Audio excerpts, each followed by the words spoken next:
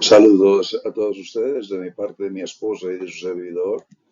Y nuevamente venimos ante a su presencia, a su hogar, a invitarles a continuar con el Evangelio de Juan, capítulo 3.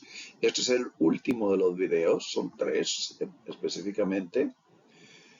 Pero hay mucho que cubrir todavía y yo quisiera que en este video hagamos al menos por ahora la conclusión de lo que hemos empezado. Su participación es vital para que sea real, para que sea genuino y pedimos en oración siempre mi esposa y su servidor que estén en la mejor salud en todo aspecto, física, mental, emocional, espiritual.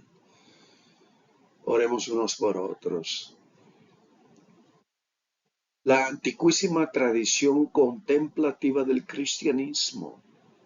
Y cuando digo contemplativa hablamos de la reflexión interna en el que uno se queda en paz, profundamente tranquilo y reflexiona de lo más profundo de su interior, buscando penetrar hasta lo interior de sí mismo, en donde se encuentra su espíritu y ahí escuchar la voz de Dios. Porque Dios mora en el ser humano. Es el templo de Dios, el templo del Espíritu Santo, dice el apóstol Pablo. Por lo tanto, la antiguísima, si quieren ustedes decir, tradición contemplativa del cristianismo comprendió algo que la Iglesia moderna ha olvidado en gran manera, en gran medida, diríamos. La llamaban la noche oscura del alma. Esto venía en el proceso de una profunda interna reflexión y le llamaban la posición contemplativa del alma. Y de esta manera ustedes recordarán alma, pensamientos, emociones, voluntad. Veníamos a reflexionar en lo más profundo de nuestro ser. En el tiempo moderno o posmoderno de nuestros días no hay tiempo para eso porque todo lo queremos en el estilo del microondas, lo queremos en segundos. Pero para poder realmente procesar lo espiritual, lo que es eterno, lo que es trascendental, necesitamos estar en paz y tranquilos. Como dice el Salmo, está quietos y saber que soy Dios. Antiguamente, en el proceso de penetrar en lo más profundo del ser y llegar a lo más íntimo, en comunión más profunda, más íntima con Dios, se le llama la noche oscura del alma porque es este periodo en el que todas tus certezas se disuelven. Cuando el Dios en torno al cual construiste tu vida deja de sentirse presente. Cuando las oraciones parecen huecas y la doctrina se siente como un disfraz, o si tú quieres ponerle un delantal, como en Génesis capítulo 3, versículo 7. Un delantal que ya no te queda bien. Y para venir a tener esta contemplación ante la presencia de Dios hay que ser real. Cuando la iglesia se encuentra con una persona en esta condición, en este estado de inquietud, de una reflexión profunda interna en el que está atravesando esta transición, entonces casi siempre reacciona de la misma manera. La religión, digamos, eclesiástica, construida ya a raíz de filosofías humanas o revelaciones, entre comillas, de lo que Dios ha hecho en las personas en un tiempo pasado. Casi siempre de la misma manera le dice a la persona, al laico, al creyente que está atravesando por un tiempo muy profundamente interno de reflexión, le dice que ore con más fervor, que crea con mayor firmeza, que regrese a los fundamentos básicos de la fe. Eso específicamente, se debe a que la iglesia interpreta la noche oscura como un problema. Cuando hay inquietud interna en la persona, no lo puede mostrar así a los demás. Un proceso que debe de ser resuelto. Sin embargo, la noche oscura, o diría yo, en relación al Salmo 23, versículo 4, la noche oscura, la noche de la sombra de muerte, el valle de la sombra de muerte. La noche oscura no es un problema, es un vientre. Es la muerte del grano antes de que surja el fruto, dice Jesús. El grano tiene que caer a la tierra y morir para traer fruto. Es la oruga que se disuelve, no por fracaso, sino por transformación, para convertirse en el nuevo ser. Aquella persona que luchan en silencio, que están perdiendo sus certezas, que descubren que las viejas respuestas ya no resultan suficientes. No están retrocediendo, sino dilatándose. Están siendo preparadas para algo para lo cual la institución carece de lenguaje. Y nadie se lo está comunicando, nadie se lo está diciendo claramente. Así termina marchándose muchos de ellos, o reprimen sus interrogantes, o fijen profesar una fe que ya no sienten. Y ese segundo nacimiento que comenzaba a gestarse en su interior pasa a lo secreto y a la espera de que alguien ponga nombre a lo que está sucediendo. Entonces, ¿a qué se parece realmente este segundo nacimiento de que hablamos del capítulo 3 de Juan? ¿Cuándo comienza? ¿Cuáles son las señales de que la percepción está cambiando genuinamente? Necesito mostrarles algo oculto en el Evangelio de Juan. Y esto es lo que este video último, tercer video sobre el Evangelio de Juan capítulo 3 vamos a tratar, que casi nadie se ha detenido a reflexionar en ello. Yo quisiera mostrarle algo que, aunque está a la vista en la narración del Evangelio de Juan capítulo 3, está oculto de que alguien lo perciba. Jesús insertó un código en esta conversación con Nicodemo en el capítulo 3 de Juan. Una referencia a uno de los momentos más extraños y esotéricos ocultos de toda la escritura hebrea. Y cuando veas aquello a lo que él estaba señalando, toda la enseñanza se revelará de un modo que ya no podrás dejar de ver. Por lo tanto, mucha gente piensa que el capítulo 3 de Juan trata específicamente sobre el versículo 16. Porque de tal manera Dios amó al mundo que ha dado a su Hijo unigénito, para que a todo aquel que crea en él no se pierda, mas tenga vida eterna. Y ese versículo tiene un significado profundo. No lo estoy subestimando, pero sí se quedan en el versículo versículo 16 del capítulo 3, se perderán el código que Jesús incluyó en el versículo anterior. Porque justo en medio de esta conversación sobre nacer de nuevo con Nicodemo, en medio de explicar la percepción, el espíritu y el reino de Dios, Jesús de repente hace una referencia que parece completamente fuera de lugar. Dice en Juan capítulo 3, como Moisés hizo subir a la serpiente en el desierto, así es necesario que el Hijo del Hombre sea levantado. Como Moisés levantó la serpiente en el desierto, es necesario que el Hijo del Hombre sea levantado. Ahora, Voy a poner algunas citas que me acompañen la reflexión. La referencia a la serpiente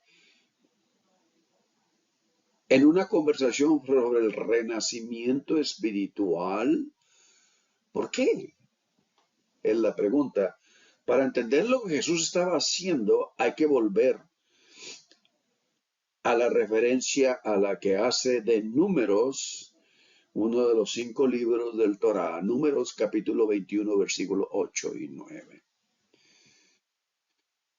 En Números, y estas son las citas en referencia al Nuevo Testamento, en Números capítulo 21, versículos del 8 y 9, los israelitas vagan por el desierto, se impacientan, hablan contra Dios y contra Moisés, y como resultado, serpientes venenosas aparecen entre ellos. La gente muere y Moisés intercede y Dios da una instrucción que, según cualquier lógica religiosa convencional, es profundamente extraña.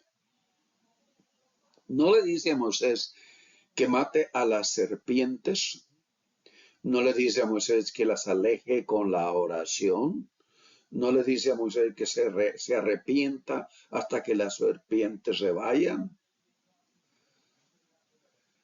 sino le dice a Moisés que haga una serpiente de bronce y la levante sobre un poste, que le diga a la gente que la mire, que no luche contra ella, que no huya de ella, que no la niegue, que no la confiese ni la ignore espiritualmente, que mire a la serpiente directamente y quien quiera que mire o que mirara a la serpiente vivirá. Acuérdense que era de bronce y bronce es el metal que se usa en el tabernáculo. Bronce es bronce, plata y oro, los 3 metales que se usan. Y el bronce es de lo que se hacía el altar de la corte. Y el bronce habla de juicio, pero no un juicio que es condenación, sino que trae discernimiento, entendimiento. Ahora bien, ¿por qué sitúa Jesús esa imagen en el centro de sus enseñanzas sobre el nacer de nuevo en el capítulo 3 de Juan? Porque el segundo nacimiento no es un movimiento para alejarse de la oscuridad, sino un movimiento a través de ella. La serpiente en el Antiguo Testamento es símbolo de varias cosas y que todo judío de la época de Jesús habría reconocido en el momento en que se menciona. Portaba un significado de múltiples capas, simbólico de la sabiduría, la naturaleza inferior del ser humano, esa parte del ser humano que se arrastra, la mordedura que nos mantiene atados a lo terrenal. Moisés no alzó un cordero en aquel poste, alzó una serpiente de bronce. Jesús estaba diciendo algo con lo que la religión nunca se ha sentido plenamente cómoda. No puedes nacer del Espíritu mirando únicamente hacia lo alto, mientras finges que lo bajo no existe, lo terrenal no existe. No puedes llegar al reino eludiendo espiritualmente aquellas partes de ti mismo que te enseñaron a reprimir, a confesar para que se desaparezcan y a no enfrentar jamás de verdad. El segundo nacimiento no llega cuando huyes de la serpiente, llega cuando la miras sin inmutarte, sin fingimientos, sin esa máscara, o si quieres poner ese delantal del Génesis capítulo 3, versículo 7, esa máscara religiosa que dice ya he lidiado con esto. La mayor parte de lo que, tenemos o de lo que tememos y nos da pavor de nosotros mismos, la mayor parte de lo que ocultamos a Dios, la mayor parte de lo que se nos ha enseñado a sepultar bajo una conducta correcta y la conformidad doctrinal. No pierde su poder sobre nosotros cuando hacemos todo eso, cuando luchamos contra ello, sino cuando finalmente lo vemos con claridad. Discernimiento, conciencia de lo que realmente es la verdad. Es por esto, por lo que Pablo escribe en Romanos, en el capítulo 7, si te das cuenta, versículo 19, y con crudeza, con una crudeza que la mayoría de los púlpitos pasan por alto, Pablo declara, porque no hago el bien que quiero, sino el mal que no quiero, eso hago.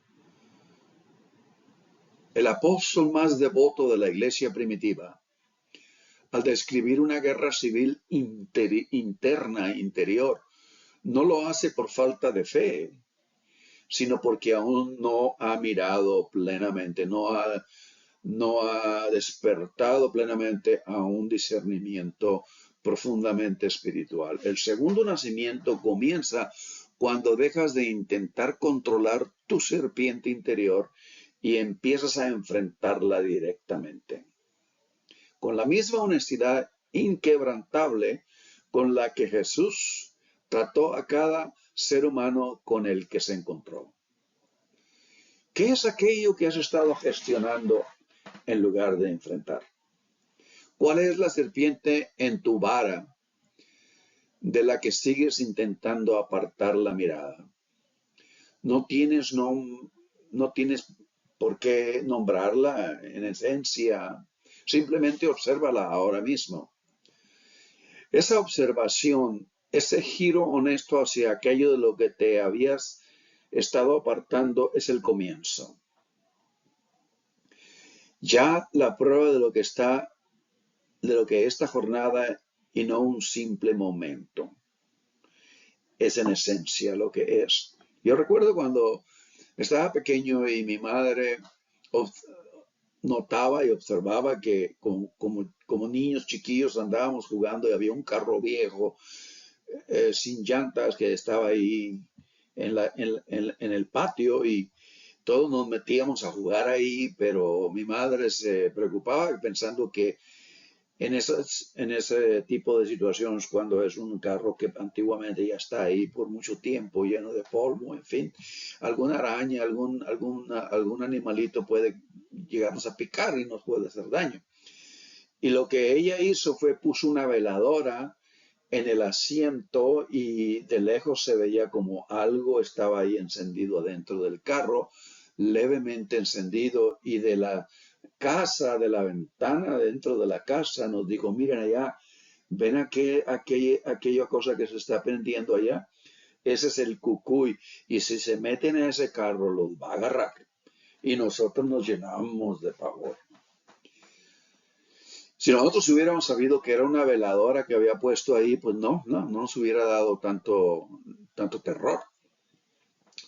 Pero aquello que cuestionamos continuamente y que muchas veces construimos en nuestro interior psicológicamente y nos da pavor pensar y enfrentarlo. Y hay muchas cosas en nuestras varas en las que seguimos intentando apartar la mirada de ello. No tenemos que nombrarlo en voz alta, simplemente observarla ahora mismo, lo que puedes hacer en tu interior. Esa observación, ese giro honesto hacia aquello de lo que te habías estado apartando es el comienzo. Y la prueba de que esta es una jornada y no un simple momento.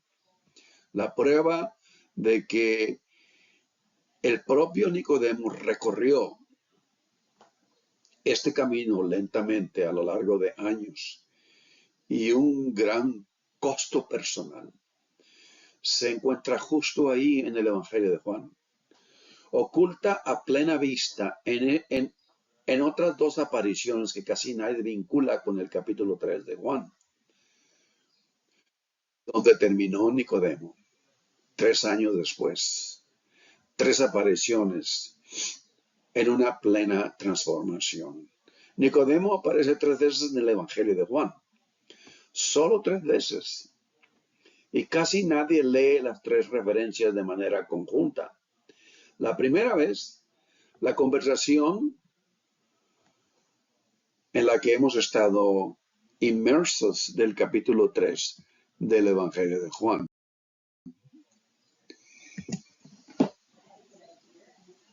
Él acude en la oscuridad, cargado de preguntas aún no formuladas, deteniéndose en el umbral sin estar todavía listo para cruzarlo.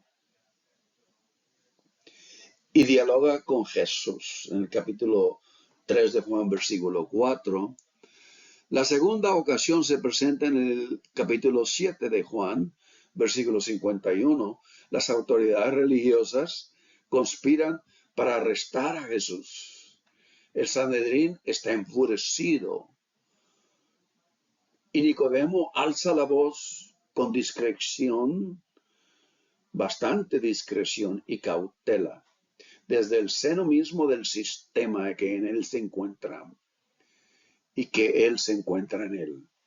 Y pregunta, ¿acaso nuestra ley juzga a un hombre antes de escucharlo y saber lo que hace?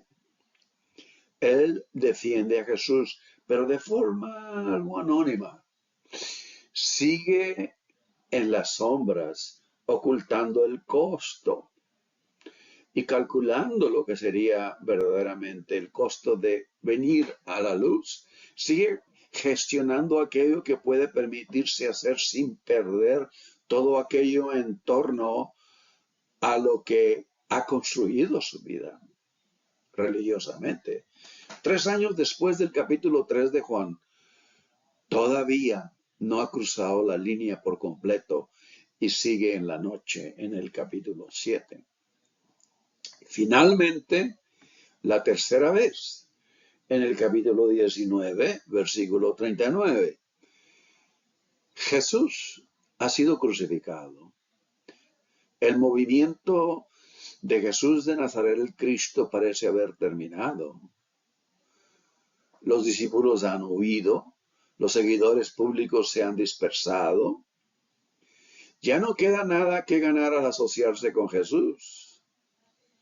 No hay multitudes entre las que él puede esconderse, ni matices teológicos a través de los cuales puede enmarcar la situación. Todo se ha derrumbado al parecer. Y en ese preciso instante, en el momento más expuesto, porque ahí se reunía todavía un grupo de personas que habían presenciado el término de la vida de Jesús de Nazaret, el Cristo, en la tierra, pues en el momento más expuesto, costoso e irreversible posible, Nicodemo da un paso al frente públicamente. En el capítulo 19. Y se aparece, trae con él mirra y aloes, cerca de 100 libras de peso, para ungir el cuerpo de Jesús. Ayuda a bajar el cuerpo de la cruz, ya no se esconde, ya no hace preguntas en la oscuridad, ya no calcula lo que puede permitirse, deja que todo esto cale hondo. El hombre que no podía ser visto junto a Jesús mientras éste vivía, estaba ahí, de pie, cuando todo lo demás se habían marchado.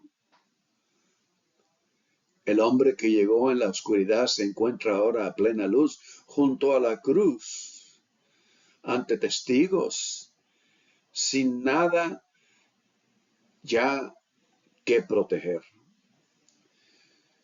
¿Sientes lo que tuvo que morir dentro de él para que esto fuera posible? Esta es la trayectoria del nacimiento, del segundo nacimiento. No es un instante, no es un llamado al altar, no es una simple oración. 3 años, 3 encuentros, 3 capas del propio ser del ego, que lenta y dolorosamente van soltando su control. Y por lo tanto, la primera, el buscar en la oscuridad que admite no comprenderlo todo. Ahí está en capítulo 3, versículo 4. Todo es incomprensible. No lo puede entender plenamente.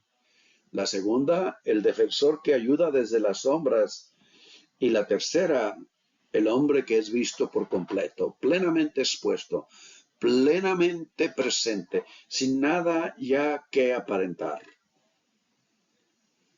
El tercer Nicodemo nació de la muerte del primer Nicodemo. El grano cayó en la tierra, como Jesús lo explicó en el grano que cae a la tierra y tiene que morir y fructificar. El grano cayó en la tierra y dio fruto en la vida de Nicodemo. Y si eres honesto, tú tampoco has llegado aún a la cruz. La mayoría de los cristianos modernos, posmodernos, no han llegado plenamente a la cruz. Y lo digo por esta razón. La mayoría de nosotros nos encontramos en algún punto intermedio entre la visita nocturna de Juan capítulo 3 y la defensa silenciosa de Juan capítulo 7. Acercándonos todavía, protegiendo aún algo, sin estar todavía plenamente dispuestos a ser vistos plenamente. Y eso no es una condena, es una ubicación honesta de nuestro ser. Porque saber dónde te encuentras realmente es la única manera de poder avanzar desde ese punto hacia adelante. En conclusión, lo que vivió Nicodemo no es una historia antigua, no es una lección teológica sobre un fariseo distante hace aproximadamente 2000 años de vida. Es el mapa de lo que está sucediendo en ti ahora mismo. Y la pregunta que planteé al comienzo del primer video sobre Juan capítulo 3 está a punto de volverse muy personal. Te dije al principio que algo cambiaría, no en tu teología, sino en ti. Y ahora nos encontramos precisamente en ese momento. Por lo tanto, voy a hablarles directamente, no con dureza, pero sin suavizar aquello que debe de ser dicho. No llegaste a este video por casualidad. Las personas que sienten tener o estar firmes en su fe, que no albergan interrogantes internos y que se sienten verdaderamente vivas en su vida espiritual, no dedicarían 31 minutos al ver a un video que les invita a cuestionarse si realmente han experimentado aquello que Jesús describió. Estás aquí porque algo te ha traído hasta aquí y creo que sabes qué es. Esa sensación que te ha acompañado desde hace tiempo, silenciosa, persistente, no siempre una crisis, a veces tan solo un leve zumbido bajo la superficie de tu vida cotidiana. La sensación de que crees en todas las cosas correctas y sin embargo algo todavía no está del todo vivo. La sensación de que has sido sincero, devoto, de que has hecho todo lo que se te ha dicho. Aún así, el reino de Jesús, el reino que Jesús describió, ese que está dentro de ti, disponible ahora mismo, visible para cualquiera cuya percepción haya cambiado, ¿no lo has visto plenamente? No de la manera en que Jesús lo describió, no como el viento, no como un nacimiento, no como la profunda diferencia entre un ser que realmente puede ver y una persona que mira sin ver. Eso es lo que se necesita que escuches. Esa sensación no es un signo de tu fracaso, es un signo de que estás listo. Nicodemo sintió exactamente eso, por eso acudió en la oscuridad, en el capítulo 3. Aquella pregunta no lo abandonaba. La semilla del segundo nacimiento no se anuncia a sí misma como consuelo. Se anuncia como una santa insatisfacción, como el dolor persistente de una vida que es sincera, pero que todavía no está plenamente viva. Jesús dijo en Mateo capítulo 5, versículo Mateo capítulo 5, Jesús dijo en Mateo capítulo 5, versículo 6. Y esto primero he puesto la cita de Isaías, porque desde los tiempos más antiguos Dios ha estado llamando al ser humano. En Cristo Jesús y en el mensaje de Jesús de Nazaret nos dice, bienaventurados los que tienen hambre y sed de justicia, porque ellos serán saciados. No satisfacción, no la paz de haber llegado, hambre. El segundo nacimiento comienza en el hambre. Permítete sentir esa hambre ahora mismo, no carencia, no como fracaso, sino como la señal de que algo real, algo que no puede ser fabricado por la doctrina, ni por el desempeño, ni por la corrección religiosa, está intentando nacer en ti. Esa hambre no es tu problema, es tu invitación. El fariseo que hay en ti está muriendo. Ese ego que necesita tener certeza de todo, que necesitaba haber llegado, que necesitaba la validación institucional de estar debidamente salvo, redimido y de creer correctamente. Ese yo está aflojando su agarre. Y eso no es una pérdida, es un nacimiento, es el principio de un nacimiento que viene de lo trascendente. Has venido aquí en la noche, no como Nicodemo, o quizás como Nicodemo. Algo está comenzando en ti. Una puerta, una conclusión. No voy a resumir lo que hemos visto, porque esto no ha sido una lección. Los resúmenes pertenecen a las lecciones. Lo que ha sucedido aquí, si lo permites, ha sido algo diferente. Se ha planteado una semilla, se ha profundamente plantado esa semilla, no una certeza, no una doctrina, no una nueva doctrina ni un sistema para reemplazar lo anterior, una semilla. Y quiero decirte que quisiera dejarte con la pregunta con la que abrí el primer video sobre Juan capítulo 3. No porque vaya a responderla por ti, sino porque la respuesta no puede provenir de fuera de ti. Está en ti. Está ahí en lo más profundo de tu ser. Y de ahí tiene que nacer, de ahí tiene que salir, de ahí tiene que venir. No dirigida, no controlada, sino en la libertad absoluta y plena de cómo el Espíritu de Dios se mueve en el ser humano. Seamos íntegros, honestos en lo más profundo de nuestro ser en esta reflexión. Continuaremos en el próximo video. Deseamos a todos ustedes siempre bendiciones, paz, descanso en Cristo.